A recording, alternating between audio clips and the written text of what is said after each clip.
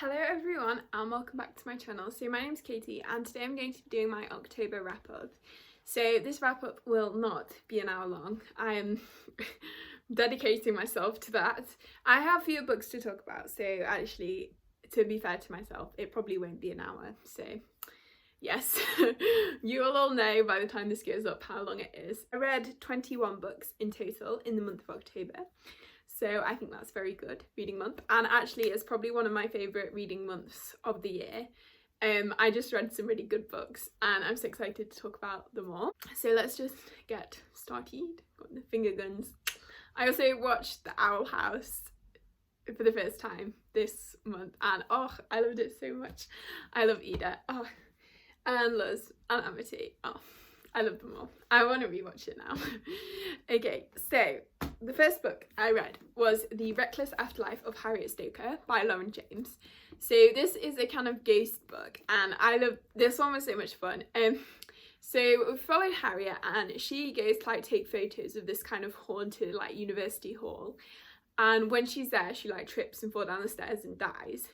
And she wakes up and she's a ghost, and there's all these other ghosts that like live in the hall because many years ago there was like this big disaster and all the students in the hall died.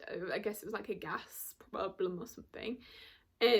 So yeah, so there's these ghosts, and then Harriet is now a new ghost, so she's trying to like integrate with the ghost society, and we're following this like friendship group of ghosts. So we have Felix, Casper, Leah and Rima. Is it Rima? Yeah, Rima.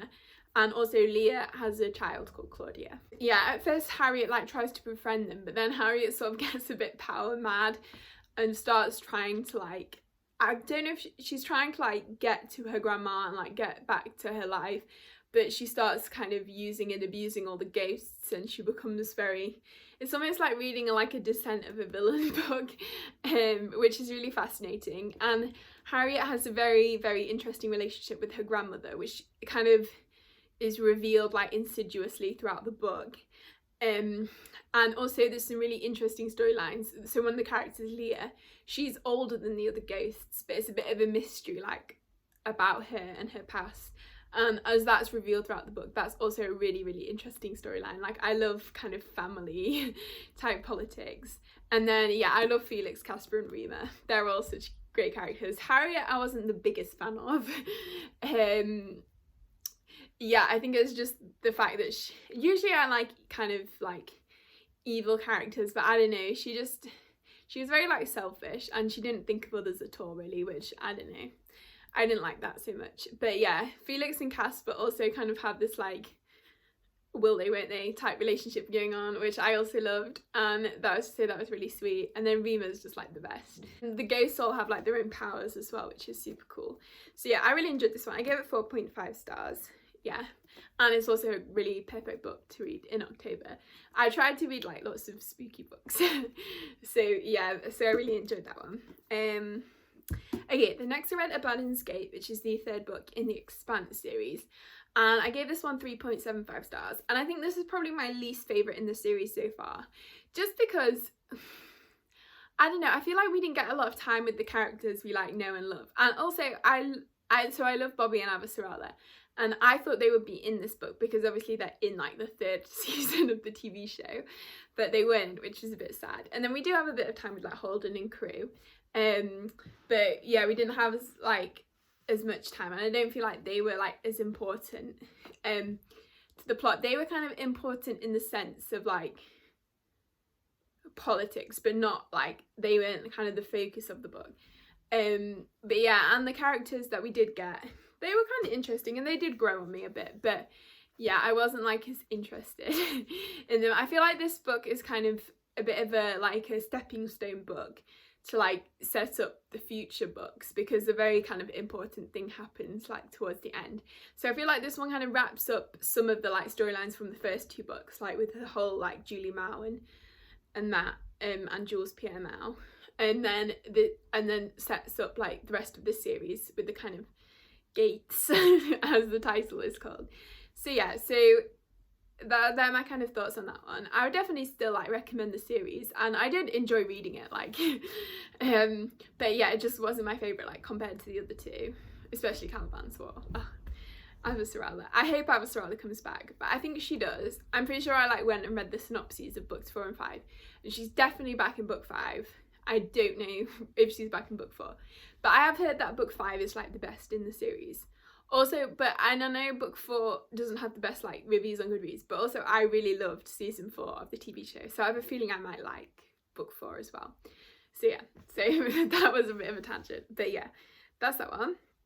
And the next I read Castle of Tangled Magic by Sophie Anderson. So this is a middle grade, and we are following Olia, and she is kind of living in this castle with her parents, but then they are descendants of royalty, but everyone's kind of like poor and equal now. So it's a bit reminiscent of Anastasia, because they have like descendants of royalty, but they're kind of now living like peasants, basically peasants. Yeah, and but this like the village has a really nice kind of community, and so but then one day earlier, like in the roof, she discovers like secret passageway, and she goes into like this mysterious realm where there's like different kind of areas. There's like a fire, water, air, and earth. So they're trying to unweave this like tangle of magic. I guess that's the title. So and to do this they have to find this like mysterious wizard guy, evil wizard, and like chop his beard. So it's basically a quest for them like hunting down this wizard. And yeah, and then it kind of takes a turn, and it becomes a kind of a story of like, I don't know, like the importance of family and just all this like cute middle grade like storylines, and like yeah, so it's a really great book. I would highly recommend. I think I gave it 4 stars, 4.5. I love the kind of like Russian folklore type setting, and also the foresty type and also castle settings. I love them. And also, if you read The House with Chicken Legs, this one has a really cool like connection to it. So yeah, I won't say anything about that, but that was so cool. I love that. So yeah, I would highly recommend this one. As well, I just highly recommend everything. I always say that, I don't know why. Okay, then next were like 2 of my favourite books that I read this month. So the first one was The Witchlings? Yeah, The Witchlings Girl by Helena Kogan. And I gave this one 5 stars. Well, that's 10, 5. And this was an arc I read actually, so it doesn't come out I think until January 2021. But I would definitely recommend like keeping it on your radar, especially if what I say sounds good. So this is definitely like a quieter novel. It's not like a huge like explosive plot and action. But I think the reason I really loved this one was because it's very much focused on healing, and so the main character, she's like the Witchlings Girl and the witchling of the village. Every village has like a witchling, and they are essentially like a GP and they also help around death. So they help guide the dead, and they help like people pass on to the next life, and they can also bring people back to life at the cost of their like soul.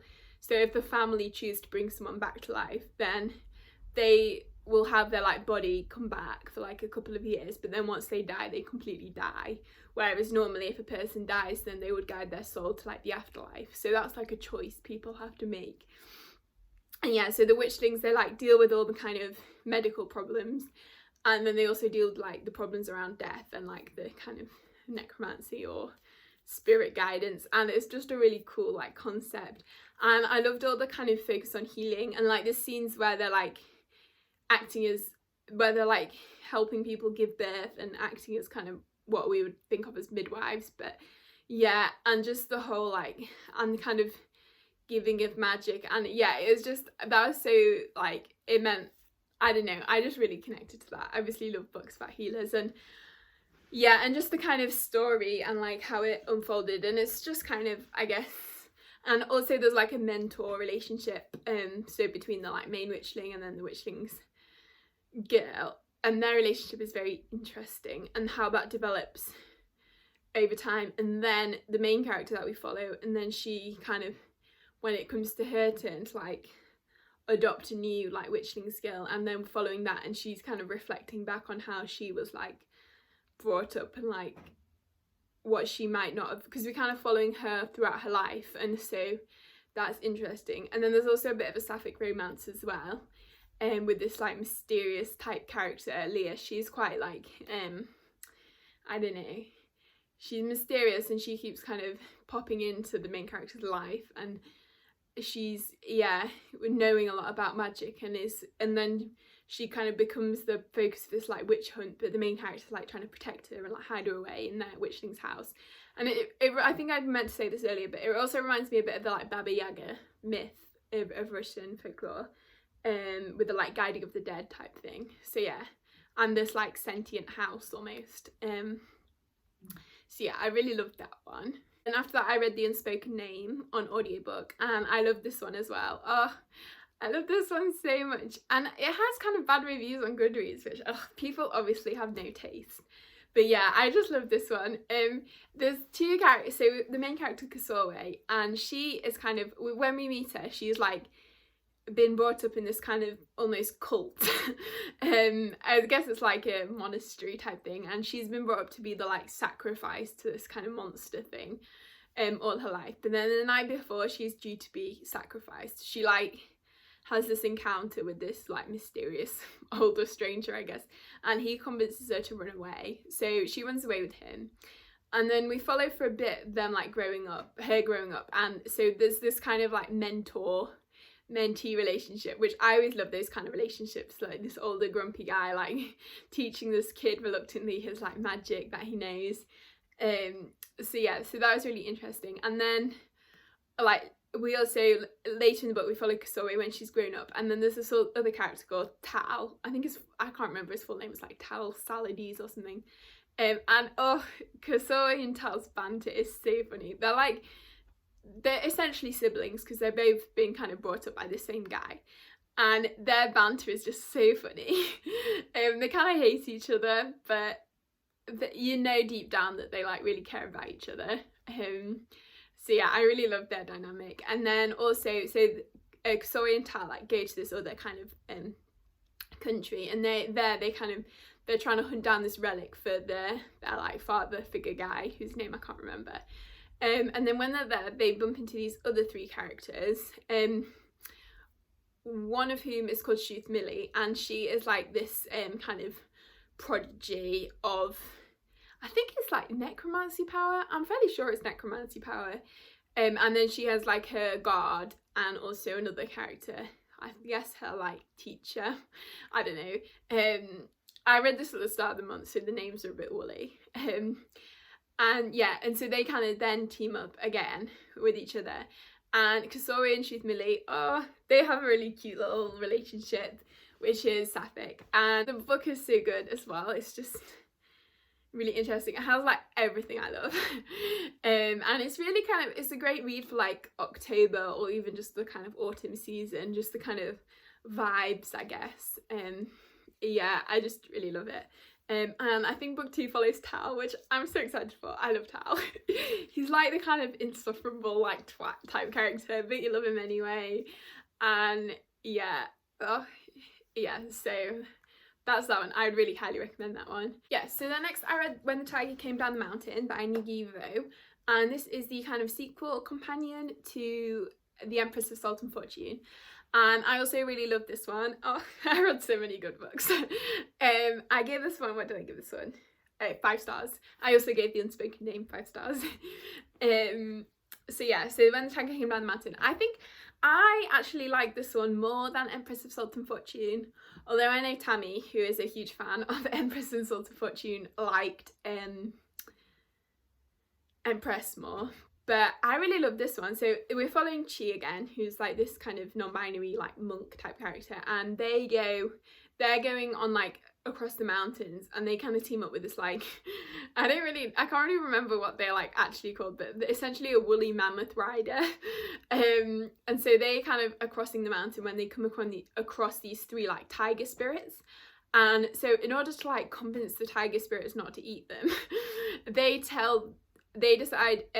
so Chi decides to tell this story of this like kind of romance almost of the past between like a tiger spirit, like the tiger queen, and this like kind of scholar character, and that's the sapphic relationship. Just all the good sapphic books in October. And yeah, so she's telling the story, and the like tigers are kind of correcting her as she goes, because she's kind of telling it from the point of view of like the scholars, and then the tigers know like the point of view of the tigers. And so then it's just kind of telling that story, which is a really great story. I love that. And yeah, her writing is just stunning. It's amazing. It's so kind of like evocative, and you just feel like you're there with them, and also it's so kind of comforting. It really, I think I said this about Empress, but it reminds me a lot of Becky Chambers, and just the kind of like warm blanket feels, even though the story gets quite like serious and sad in parts. It just feels like ooh in a book. Yeah, so I loved that one. Okay, so the next I read Queen of Blood by Sarah Beth Durst, and I gave this one 3 stars, so it wasn't my favourite. I feel like it was just kind of a like, yeah, it happened book. I listened to it on audio, and it was like there were some good elements to it, but I feel like, I don't know if it's just because it's older or if it's YA, but I feel like there was a lot more that could have been kind of fleshed out. I guess I did like the ending, and I did like everything really like whoa at the end, and I like the kind of spirits, but I think I wanted maybe a bit more from the spirit magic. Like there's some interesting spirits, and also there was an interesting like, so the Queen of the Realm, she kind of has to keep, so the spirits are quite like murderous and malevolent, but the queen kind of, they have this like queen who is essentially like the kind of go-between, and she keeps the spirits under control. And the queen character is very interesting, conflicted morals, so she's the kind of antagonist, but then you also get her point of view sometimes, and as the reader you sort of understand her more. And we're also following the main character, who's called Delena, which I just thought was such a funny name. And she is like a young girl, and her village gets destroyed. It's like very standard fantasy, and so she goes to this like school of magic, or school where they learn to like manage the spirits, and then they kind of get chosen to be like apprentices to be the next queen, and they have like a kind of mentor figure. So one of the queen's old like bodyguards who got exiled or something, he mentors Delena. So I guess that is kind of a sweet like mentor-mentee relationship. But yeah, so, and then that kind of follows. So yeah, I guess I did kind of like it, but it just didn't feel like it was anything special, or like I feel like it just needed a little bit more maybe. So yeah, so that was that one. The next I read Battle Royale, which is our October pick, which we will have had a live show on my channel by the time this video goes out, so look out for that one. Also, I'm sorry the lighting is getting a bit poor in this video. It's a gloomy October day. It's kind of atmospheric actually, like the shadows. It's like October-y. I just need like an underlight. Okay, so yes, so this one. So I initially gave this 4.5 stars, but I think I'm going to drop it to like 4 stars, because there was some fairly glaring like problematic, well not problematic, but like the kind of handling of women and the writing of women wasn't the best. But also there were like 1 or 2 really good female characters, so I don't know, but like the main characters I did not like. Like the ending kind of disappointed me with like just who ended up surviving.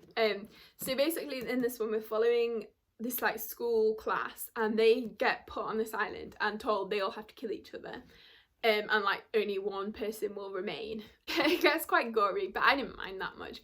There was like 1 or 2 scenes where I was like but yeah, so the main character we're following is Shuya.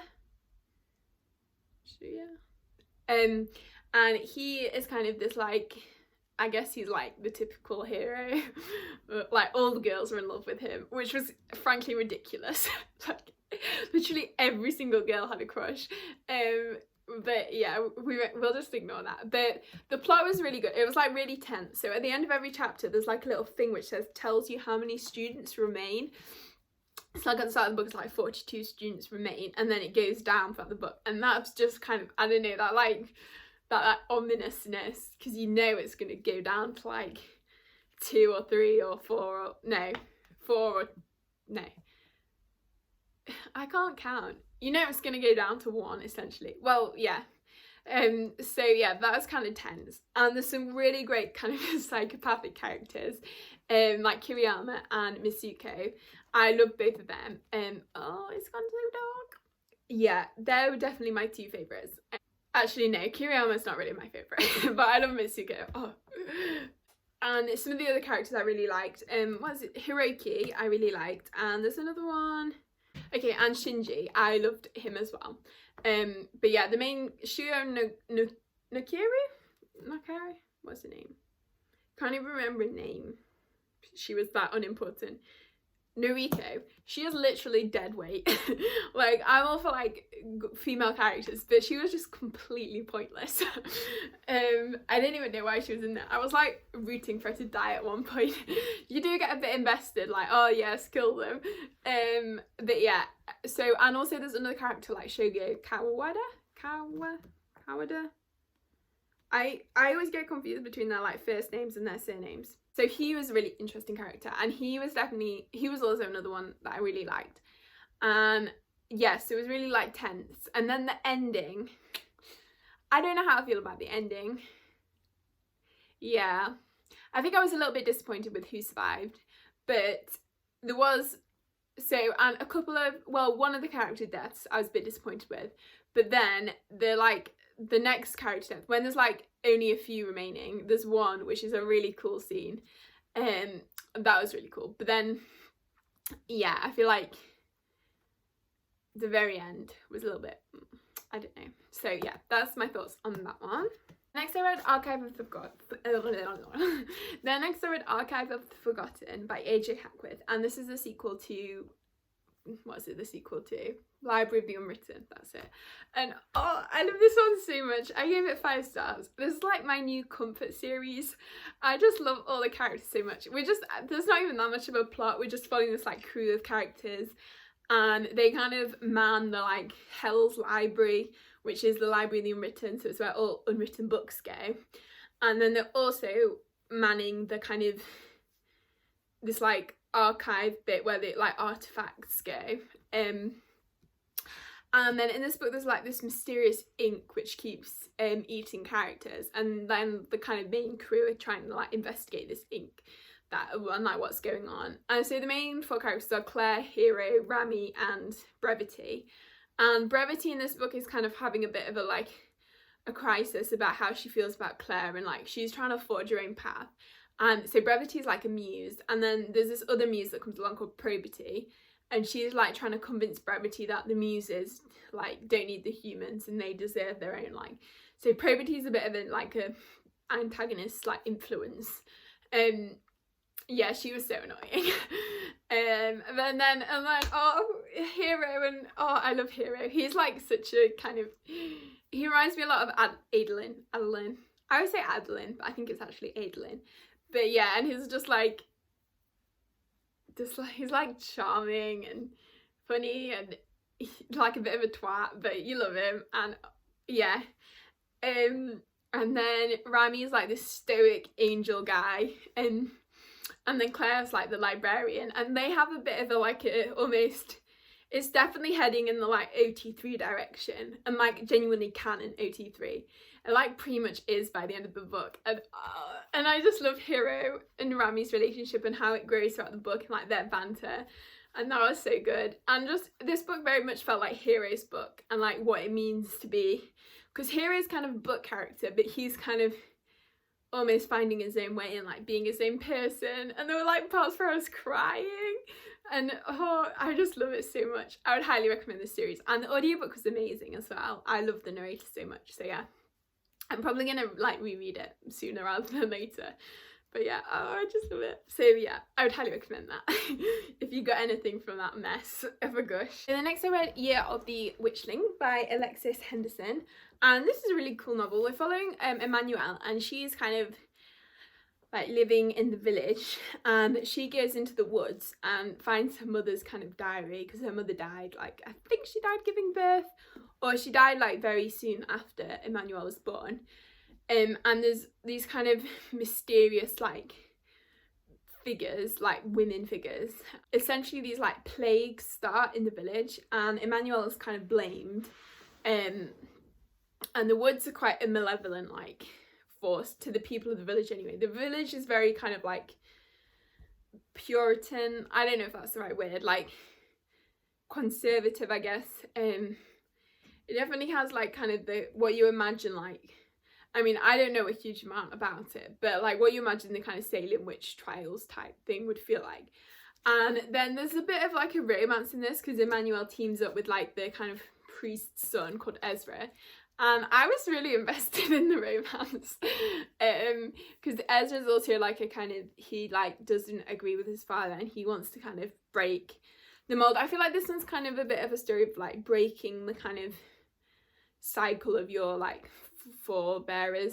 Is that forebearers? Like not ancestors, because like not that old, but like Emmanuel's kind of dealing with the consequences of her mother's actions, and then Ezra's kind of dealing with the consequences of his father's actions.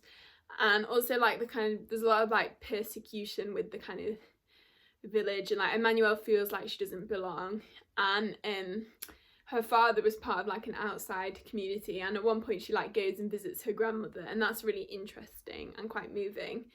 So yeah, I would highly recommend this one. It's not, it's not scary, and I didn't even think it was like creepy.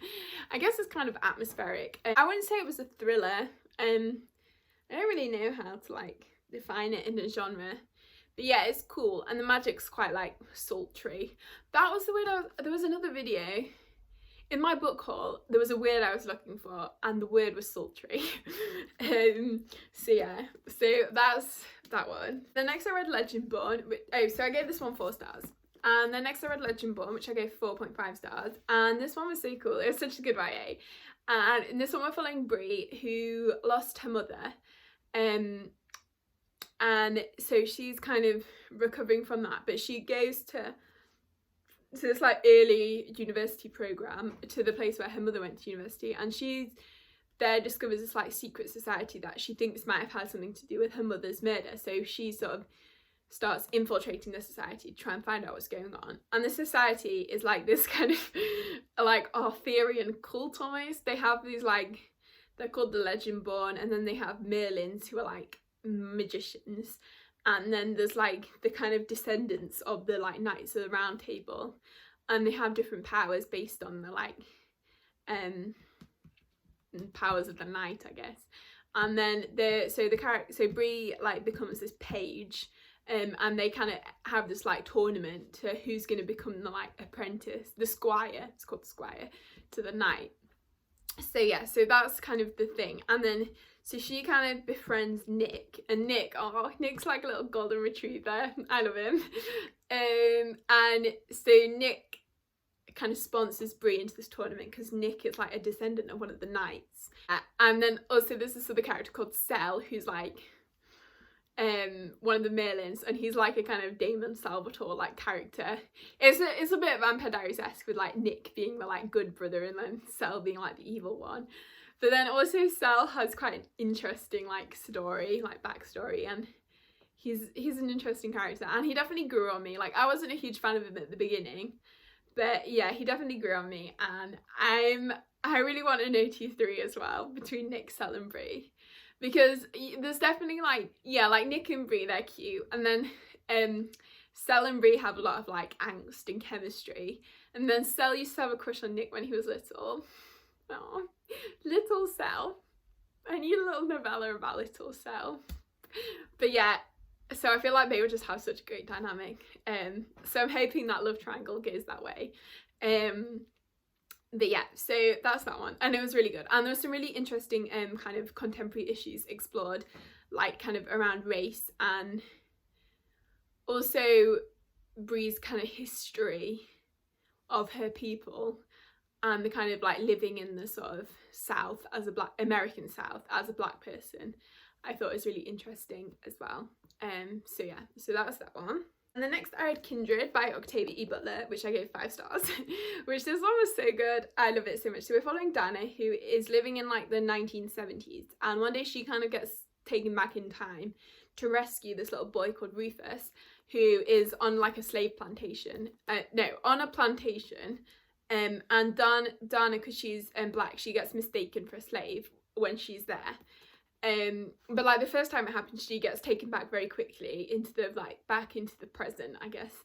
But then slowly, as Rufus's like life grows up, she keeps getting taken back to save Rufus's life. So whenever Rufus's life is in danger, Dana kind of gets pulled back into the past, and it's just kind of a story of Dana trying to survive in the past as like a black woman in the kind of antebellum South, and it's really kind of heartbreaking and yeah, just painful. And the kind of the like I guess the like villainy of white people, and that how it was almost like that, because with Rufus is kind of like when he's young he's quite sweet and like kind to Dana, but as he grows up he becomes very kind of almost possessive and mean, and that's kind of a sad reflection of how it was at the time. And Dana has very like conflicted feelings towards him, and I think as a reader you kind of hate him, but then you can also understand like Dana's point of view. But yeah, it's just really sad. But then also Dana's husband Kevin in the present, I love, like, this is kind of a sidebar from like, it's a dark serious story, but I love Dana and Kevin's relationship. Oh, they were so sweet, and Kevin was like such a sweetheart. And yeah, compared to like all these horrible people in the past, and then like Dana and Kevin, and I was like so invested in their relationship, and I was like, yeah, whenever they got separated I was like, no. But yeah, so that was really good as well. But yeah, it's definitely a really important book, and I would encourage everyone to like read it. So yeah. So the next I reread Gideon and Harrow the 9th. So Gideon, I love them so much. I loved them the first time, but I love them so much more on rereading. I just feel like you follow so much more. And especially with Gideon, like I kind of knew all the characters, and also which characters to like keep an eye out for that have a bigger role in Harrow. And I feel like I just understood more of the kind of world and the mythology. And Moira Quick, the audiobook narrator, is an amazing narrator. So yeah, I just loved following Gideon again, and they're just so much fun, these books. Like I feel like the first time I didn't feel like the humour was almost a bit lost on me, or like I felt like some of the word choices used were like a bit weird, but I feel like this time I was just so into it, and like it just felt like something Gideon would say. And yeah, and obviously Harrow, the character, not the book, I love her, she's so funny. And then in Harrow the 9th, Harrow is just completely insane, but it's so funny. And I feel like I understood a bit more of what was going on in Harrow this time, and kind of enjoyed it more. Like I really loved Harrow the first time I read it, but I think I loved it because of the ending, whereas this time I sort of enjoyed it more all the way through, because you sort of know a bit more what's going on once you already know like the ending. Because the first time you read Harrow, it's very much like a kind of mind fuck, and you don't really know like what's going on for like 60% of the book, and then when it all starts to come together it's really good. But I feel like you just, in the first half you get a lot of the like character interactions, and once you know the like actually what's going on then you can like enjoy the character interactions. And yeah, there's some really great like character dynamics. So yeah, I would highly recommend these. I know I didn't really give a very good synopsis of those, but we're trying to keep it snappy. The next I read Exhalation by Ted Chiang, and this one I gave 4 stars, and this was really good actually. It's like a collection of short stories, and some of the short stories I didn't love, but then some of them I really loved. I, on my Goodreads like review for it, I have a breakdown of each like short story, and there's a couple, I'll just say a couple of my highlights. So there's one which was really interesting. I was like exploring these like digital kind of creatures that you would raise. They sort of reminded me of Tamagotchi, but they weren't, because it was like a visual reality world, and then you could raise these like creatures, and so you slowly follow it like throughout time. So like when they're first popular and like everyone wants one, but then people start kind of neglecting them, and the company kind of loses money and shuts down, and only like a few dedicated few really like look after them. And then there's like the platform that kind of hosts them shut down, so they have to kind of get funding to move to a new platform. And it's just kind of following these like people raising their little pets, and and they're not pets really, they're more like people, and like seeing the kind of their like how important they are to some people. And it was just a really interesting like story about that. So I really love that one. That was one of my favorites. And then there's some other ones. There was one, it was quite short, it's called The Great Silence, and it was like narrated by parrots, and it was just talking about like the sound of the universe, and that was just really interesting. I always tend to like stuff about sound. And there was another one near the end, which I can't really remember, but I really liked it. I didn't love the titular one. The title short story is like Exhalation. I thought that one's a little bit strange. It was interesting, but I just didn't love it that much. But yeah, no, it was really good, like, collection of short stories, and I would definitely recommend it. Yes. Next I read Plain Bad Heroines by Emily E. Danforth, I think. And I gave this one 3 stars. So I'm a bit conflicted on how I feel about this one, because like, it wasn't really what I was expecting. So I was expecting like a kind of historical, like boarding school type, like creepy atmosphere. But it was more kind of in the vein of like Truly Devious, where this like mystery happened at a boarding school like many years ago. And now in the present day, you're following more the present day, and then you just have the occasional flashback to like the past.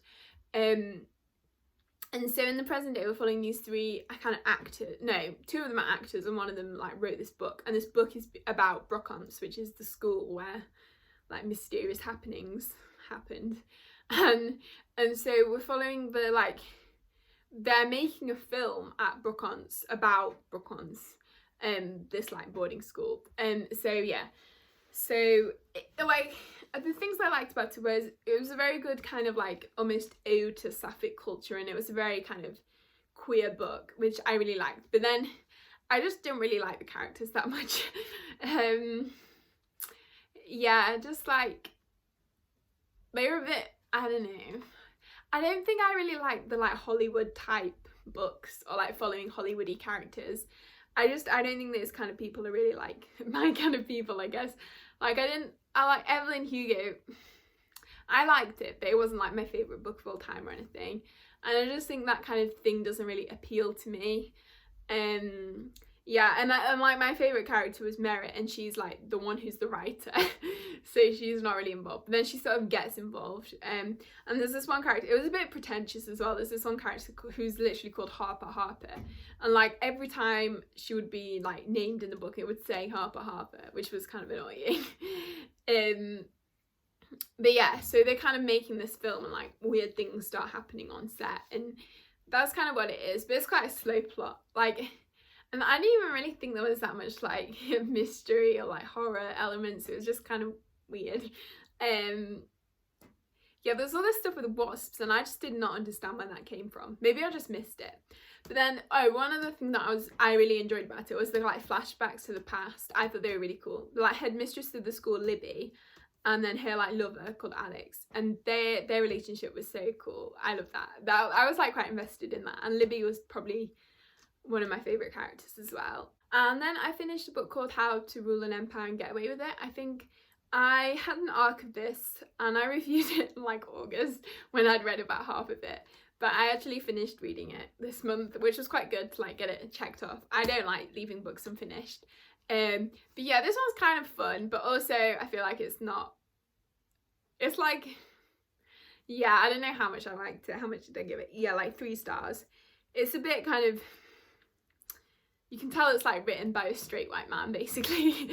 So yeah, it's kind of following this actor, Nocta, and he gets mistaken for this like powerful political figure, but then so he's an actor, and he does like impersonations, and then one day this like political guy gets killed, so the Senate recruits Nocta to pretend to be him, and he essentially becomes like king of this like small empire, and he has to like lead the kind of, so the city is under siege, so he has to like lead the kind of enemy force. So yeah, so we're just kind of following him and like navigating the politics of the city. And he's kind of like grown up in the slums, and he's sort of finding his place, I guess. So yeah, like it was fun, but like it wasn't really anything special or unique. And the next very, very exciting is One Last Stop by Kiss Me Kristen. So I was so thankful to get an arc of this. The lighting is so bad, I'm really sorry. I was so excited to get an arc of this from the publisher. Like, this is one of my most anticipated books like in existence. So yeah, so I was very happy, and I just loved it so much. Like, it's a romance. That was such a great description. No, so it's a FF romance, and it takes place in New York City, and we're following August, who's kind of just moved to New York, and she encounters this like hot butch on the train, and they kind of get talking, and then like every day on her kind of subway route she meets Jane, who's the character, and they sort of talk, but then you sort of realise that Jane like almost can't leave the subway, so that's a bit of a mystery that like August has to solve. And then there's also like August has just moved to New York, and she moves in with like these other characters who are just such a great little fan family. And I love all the side characters. I feel like Casey McQuiston really excels at side characters. Yeah, so it was just great, and I just love it. Like the romance, the kind of, it was very introspective as well. I feel like compared to Red, White and Royal Blue, it's a lot more almost melancholy in tone. I don't know, I feel like it just has some kind of more like hard-hitting things, and the kind of like it feels more like you like know these people, and more kind of down to earth almost, because in the other one it's almost like you're watching the lives of these famous people, but this one is very kind of more like you're following these characters and they're just living their lives like it could happen to anyone. So yeah, so I really like that, and there's just some really great themes of kind of like belonging and finding your place in the world, and like doing what you want, and like love and loss, and it was just so good. And there's also quite a bit of like queer history, which was also really good, especially about New York City, which I loved. And yeah, just the whole thing was just, I just love it. So I give this one 5 stars. Obviously I'm probably going to reread this like 10 times before it comes out, but yeah, so I love that one. Next I read Space Between Worlds, which I gave 4.5 stars, and this one I really loved. Obviously I gave it 4.5 stars. So the one we're following Cara, and she kind of works for this like company who like do interdimensional travel. So in this world there's like loads of parallel worlds, but you can only travel to parallel world if yourself in that world is dead. So but Cara, she has like a lot of the worlds. I think it's like 380 worlds, and Cara is dead in like 370 of them or something. So she's like very highly prized to this company to like, so because she can travel to loads of worlds, because she's from quite like a poor background, so she's kind of died in a lot of the worlds. And yeah, so we're following her, and then it becomes this kind of almost like not political, like corporate politics, like drama, and the like, and it kind of intertwines with like the kind of like rough outer kind of livings, like almost mafia family politics, and they kind of, Cara's like on the kind of a borderline between them, and they sort of interact in very interesting ways. And yeah, so it's just fascinating, and there's some amazing plot twists like that I did not see coming. So it's very like twisty and turny, and also there's a bit of like a sapphic romance as well between Cara and her like sort of handler called Dell. I love their thing. There's quite a bit of miscommunication there, but also it was just so precious, and like yeah, the banter was just priceless, and like the yearning. But yeah, no, I really enjoyed this one, and I'd highly recommend it. So yeah, okay, only 3 more. I think we're gonna make it under an hour. Okay, so then I read A Memory of Babel, which is the 3rd book in the Mirror Visitor series, and this one, what was I gonna say? I've forgotten. Yeah, so this one was good. I didn't like it as much as the other 2. I think A Missing of Claire de Lune is definitely my favourite. I feel like because in this one we're kind of in a different setting, and we're missing some of the characters, and we're missing a bit more of the like politics, like court politics type thing. But it was still interesting, and like I was living for the Ophelia and Thorn moments. Like their relationship is just so funny, and they're both so like introverted and awkward, and just the misunderstandings they get into, and like, but like when they confess their feelings, it's just like, oh. But yeah, so this one was interesting. I feel like I wasn't fully like invested in the kind of mystery element, but I did enjoy following Ophelia and just like the next kind of almost step in the mystery. But I'm a bit apprehensive about the last one because I was on Goodreads, and like there's a lot of negative reviews for the last one, so I'm a bit worried about that, but I did enjoy this one, even though it wasn't like my favourite. I think it just felt like it was missing some of the like magic of the other two. But I feel like maybe it's because Ophelia and Thorn were separated for a lot of the book. But yeah, so that's that one. I'm just gonna pretend the lighting's deliberate and it's like spooky. Okay, so then I read The Black Tides of Heaven, which is a novella. I would say it was a novella. And I gave this one 4 stars, and I really enjoyed this one. We're following these like 2 twins growing up, and one of them, Marika, she's kind of like this prophet character, and then Ikea, he kind of, oh no, they're both theys at first. So in this world, they're kind of brought up gender neutral, and then they choose their gender later in life. So Marika, they are kind of like a prophet, and then Ikea feels like they are kind of almost like the kind of spare. And yeah, so we follow them like growing up a bit, and then when they start choosing their like paths in life, so Marika chooses to be a woman, and then Ikea chooses to be a man, and then they sort of end up in this, somehow embroiled in a rebellion, and they kind of take different roles. So Marika, she kind of looks after the like, she's quite the like almost internal politics, because she lives in the monastery, and she sort of is like fighting from within, and then Ikea like gets involved in this like, I don't know, or like weapons and like smuggling, I think, somehow. I feel like I only read this like a couple of days ago, and already it's a bit hazy, but I really loved it. I don't know what happened to my memory, but anyway, so their relationship is really interesting, and they're like sibling dynamic type thing. So they're like 2 twins, so they are twins, and their like kind of relationship and how they like interact with each other, and like the kind of resentments and jealousies that are there, but also the like love, I think was really good. That was like one of my favourite things, and there's some really sad moments, and it was kind of a cool world. And then the final book was Summer of Salt by Katrina Leto, and I gave this one 4 stars. And this was another one which I thought was going to be like a cute little like beachy sapphic rom-com, but it was actually like really hard hitting. Like, ugh, I was like almost in tears at parts. And this is also another one that follows 2 twins, Georgina and Mary. And so Georgina's quite quiet, and she's sort of like, and then Mary's kind of the more like outgoing, brash one. And then so they're part of this family of women, like the Fernways, I think they're called. And they all kind of have powers, but Georgina hasn't got any powers yet. But Mary can kind of float off the ground. So almost like flying, but not really flying. And then every year to this island, this bird comes called Annabella, who is meant to be like the spirit of one of their ancestors. So yeah, so they kind of live on this like small island where they've lived all their lives, and they like run this inn with their mother. So like once a year when all the kind of bird watchers come, that's kind of the like time of year that we're following, like the summer. So one year like the bird doesn't show up, and so everyone's very like tense. And then the bird, I don't know, maybe I shouldn't say, but yeah, so then something happens. And then there's this like big mystery on the island, and there's a storyline around kind of sexual assault and rape, and that was really like heartbreaking.